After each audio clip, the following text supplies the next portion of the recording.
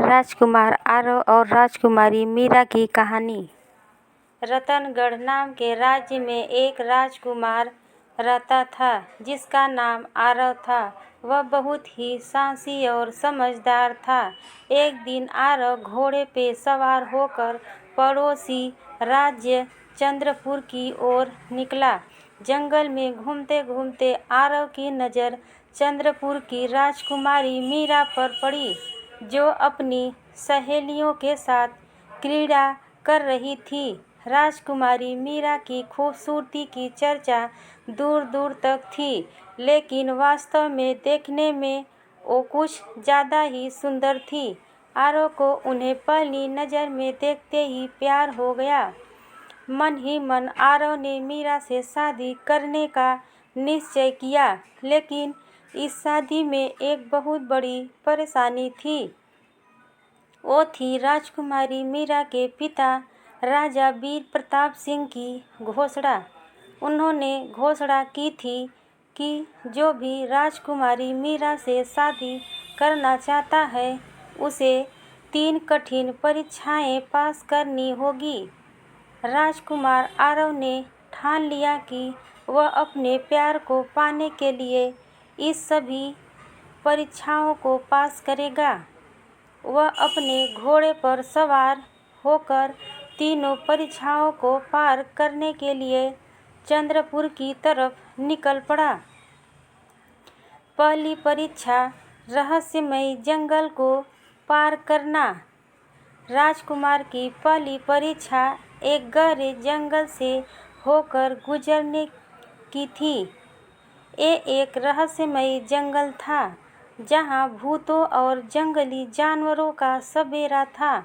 अच्छे जांबाज का दिल इस जंग में आने के नाम से ही कांप जाता था। आरव के मित्रों ने उसे काफ़ी मना किया कि वह उस जंगल से होकर ना आ जाए, क्योंकि इससे पहले ही कई राजकुमारों ने यह कोशिश की थी, लेकिन वो इसमें सफल नहीं हो पाए थे। लेकिन राजकुमार आरव के मन में मीरा के लिए अथाह प्रेम था, जिसके लिए वह कुछ भी करने को तैयार था।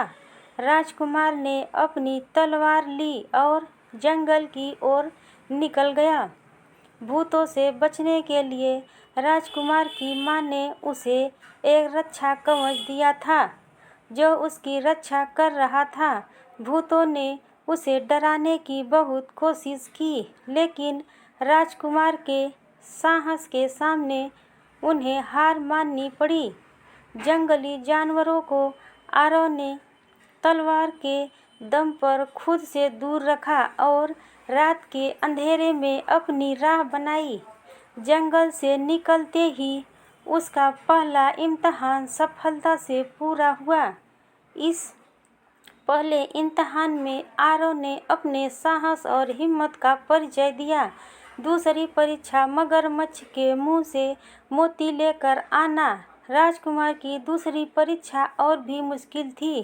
राजकुमार को एक तालाब से एक चमकते हुए मोती को लेकर आना था, लेकिन यहाँ एक ट्विस्ट था। यह मोती एक विशाल मगरमच्छ के मुंह में था। राजकुमार ने बहुत सोचा। एक बार को तो उसे लगा कि वो परीक्षा को पास नहीं कर पाएगा, लेकिन फिर उसे राजकुमारी मीरा से शादी करने का ख्याल आया और वो तालाब में कूद गया। आरव ने रस्सी के सहारे से मगरमच्छ को अपने काबू में करने की कोशिश की, लेकिन मगरमच्छ को काबू करना आसान नहीं था। 1-2 बार तो उसने राजकुमार को अपनी पूंछ की मदद से दूर उठाकर फेंक दिया। आरव के एक हाथ पर मगरमच्छ का दांत भी लग गया था, लेकिन उसने हिम्मत की और एक लकड़ी को मगरमच्छ के मुंह में फंसा दिया और रस्सी की सहायता से उसे पूरी तरह से जकड़ लिया। अब आरव ने मगरमच्छ के मुंह से वह मोती निकाला और अपने अगले पड़ाव की ओर चल पड़ा। तीसरी और अंतिम परीक्षा सबसे कठिन थी। राजकुमार आरव को एक जादुई पहाड़ पर चढ़कर राजकुमारी मीरा के लिए एक अनमोल सतरंगी फूल तोड़कर लाना था, जो सिर्फ सुबह के पहले पहर में खिलता था। पहाड़ पर बहुत से जादुई पेड़ थे, जिन्होंने पूरे रास्ते को अपनी जड़ों से घेरा हुआ था।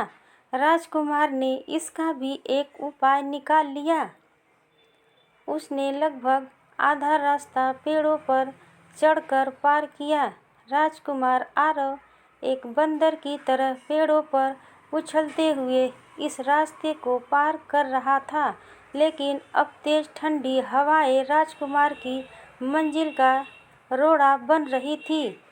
राजकुमार ने अपनी तलवार का सहारा लिया और उस स्थान पर पहुंच गया जहां वह जादुई सतरंगी फूल था। जैसे ही सूरज की पहली किरण ने पहाड़ की तलहटी को छुआ, आरव ने एक रंगीन सतरंगी फूल देखा, जो मानो स्वर्णिम रोशनी से दमक रहा था। फूल की पंखुड़ियां उस अनमोल रंग से दमक रही थी, जो उसने कभी कल्पना भी नहीं की थी। उसने धीरे धीरे उस फूल को उगाने वाली चमत्कारी लता से उसे तोड़ा और उसकी खुशबू ने उसके दिल को एक अनोखी शांति दी। यह फूल न केवल मीरा के लिए था, बल्कि यह उसकी कड़ी मेहनत और प्रेम की जीत का प्रतीक था।